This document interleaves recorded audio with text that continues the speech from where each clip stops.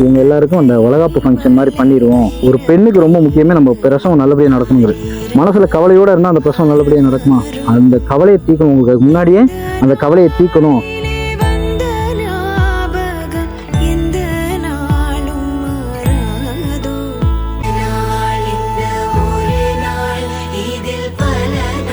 இதில் அரிசி இருக்குது.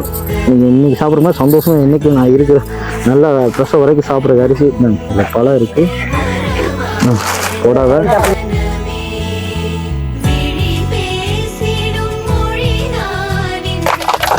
அம்மாவும் இல்லை அப்பாவும் இல்லை. நீங்கள் இப்படி போட்டால் ரொம்ப கஷ்டப்பட்டாங்க.